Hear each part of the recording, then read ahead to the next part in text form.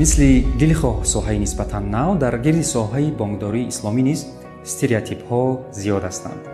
яке аз стереотипҳои асосӣ ҳамин аст, ки бонкҳои исломӣ бояд даромади хеле паст гиранд ва умуман бояд хайриявӣ бошанд. ин фикрронӣ камилан хато аст.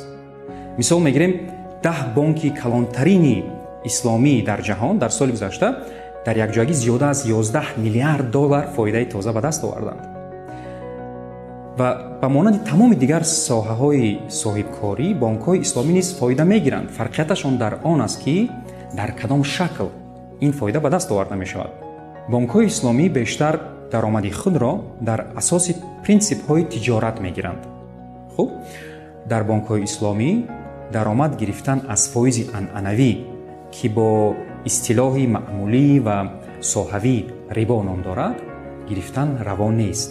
савол дар он аст, ки рибо чист? барои фаҳмондани фарқият байни тиҷорат ва рибо мо шакли мушкилтарини онро мефаҳмонем, ки он дар асоси фоизи мураккаб кор мекунад. тасаввур кунед, ба шумо интихоб медиҳанд ду вариант. варианти якум, ба шумо худи ҳамин рӯз 1 миллион сомонӣ медиҳанд. варианти дуввум, аз шумо имрӯз 1 дирам мегиранду ҳар рӯз онро 100% зиёд карда, яъне пагоҳ 2 дирам, пагоҳи дигар 4 дирам, баъд 8 дирам, 16 дирам ва ғайра, баъд аз 1 моҳ ба шумо бармегардонанд. аз ҳамин ду вариант кадомашро интихоб мекунед? барои шумо кадомаш бурдноктар аст? аксарият албатта варианти якумро, яъне 1 миллион сомонӣ гирифтанро интихоб мекунанд. барое ки мантиқан ҳатто тасаввур кардан мушкил аст, ки ҳамон 1 дирам агар ҳар рӯз 100% зиёд шавад, баъд аз 1 моҳ 10 миллион сомон мешавад. хуб, инро дӯстон сода карда фоизи мураккаб мегӯянд ва фоизи мураккаб тибқи прогрессияи геометрӣ зиёд мешавад. таърихан аз ҳисоби бо фоизи мураккаб қарз гирифтан одамизод ба чӣ қадар мушкилиҳо гирифтор шудааст. хушбахтона имрӯз дар баъзе давлатҳо, аз он ҷумла дар Тоҷикистон, фоизи мураккаб маън аст. аммо афсӯс, боз дар чандин давлатҳои дигар то ҳол кортҳои кредитӣ тибқи фоизи мураккаб бо забони англисӣ compound interest кор мекунанд.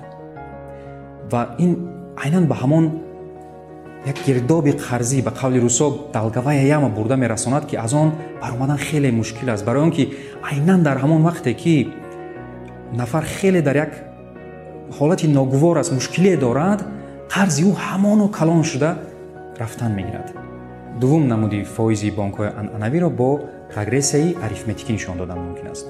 чӣ дар якум ва чӣ дар дуюм шакл, дар умум агар гирем, дар бонкҳои анъанавӣ чунин принсип кор мекунад. агар шумо маблағро барвақттар оред, барои шумо ин хуб аст.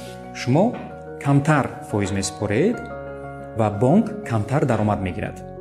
аммо агар бо дилхоҳ сабаб шумо маблағро дертар бурда супоред, пас бонк даромади зиёдтар мегирад. хуб, ва аксарияти бонкҳои анъанавӣ бо ҳамин принсипҳо кор мекунанд. акнун биёед фарқияти инро аз тиҷорат бубинем. дар тиҷорат вақте ки шумо мероед моли харидорӣ мекунед, фарз мекунем тоҷир ҳамон молро 1000 сомонӣ харидааст, 200 сомонӣ фоидаи худро мегузорад ва 1200 сомонӣ ба шумо мефурӯшад. метавонад нақд фурӯшад ва ё ба насия фурӯшад. агар ба насия фурӯшад, новобаста аз оне ки шумо маблағро кай бармегардонед, шумо ҳамон 1200 сомон бармегардонед ва тоҷир ҳамон 200 сомон фоида кор мекунад. бонкҳои исломӣ яке аз хизматрасониҳои асосияшон айнан дар ҳамин асос кор мекунад. яъне бонки исломӣ барои мизоҷаш ягон молеро ё маҳсулотеро маблағ гузорӣ мекунад. даромади бонк аз аввал маслиҳат мешавад ва новобаста аз оне ки мизоҷ маблағро аз ҳамон муҳлат барвақттар меорад ё дертар меорад, даромади бонки исломӣ аз аввал муайян ва маҳдуд аст. барвақттар оредам ҳамон 200 сомониро бонки исломӣ кор мекунад, дертар ҳам оред ҳамон 200 сомонӣ кор мекунад, аз он зиёдтар даромад гирифтан ҳуқуқ надорад. дар баъзе ҳолатҳо аз он камтар гирифтан мумкин аст, аммо зиёдтар не. барои ҳамин бонкҳои исломӣ манфиатдор нестанд ки мизоҷонашон дер кунанд, барое ки дар ҳолати мушкилии мизоҷон бонкҳои исломӣ даромади иловагӣ намегиранд. хуб, аммо бонкҳои исломӣ ҷарима мекунанд ку? бале, аммо ба шарте ки ҳатто 1 тангаи он ба фоидаи бонк ворид нагардад ва ба пуррагӣ ба хайрия супорида шавад. пас барои чӣ ҷарима кардан иҷозат аст? барои сӯистифода нашудан аз айнан ҳамин принсипи бонкдории исломӣ. зеро чӣ дар асоси қонунгузорӣ ва чӣ дар асоси диниву ахлоқӣ саривақт пардохт кардани қарз ин як масъулияти ҷиддӣ аст. ва агар нафаре ки дер карда истодааст пешакӣ огоҳ кунад, дар тамос бошад, нисбат ба бонк беэътиборӣ накунад, одатан дар асоси таҳлили мутахассисони бонк ва хулосаи онҳо ҳамон ҷаримаҳо ҳам бахшида мешаванд. биёед ба шумо бо рақамҳои дақиқ мисол орам. дар соли гузашта, соли 2021, Алифбонк метавонист аз ҳисоби ҷаримаҳо зиёда аз 16.7 миллион сомонӣ даромад гирад. аммо мо ин даромадро нагирифтем. зиёда аз 15.4 миллион сомонӣ ба мизоҷон пурра бахшида шуд, яъне умуман ситонида нашуд.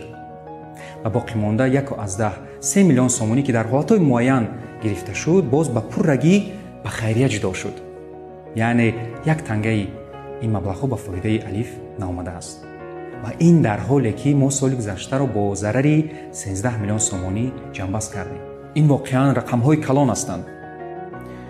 ва дар баъзе бонкҳо дар ҷаҳон даромад аз ҳисоби ҷаримаҳо хеле даромади муҳим ба ҳисоб меравад. ҳатто баъзе бонкҳо айнан дар ҳамин модел, дар модели ҷаримабандӣ кори худро ба роҳ мегузоранд. аммо на дар бонкҳои исломӣ. бонкҳои исломӣ дар гирифтани ҷаримаҳо тамоман манфиатдор нестанд.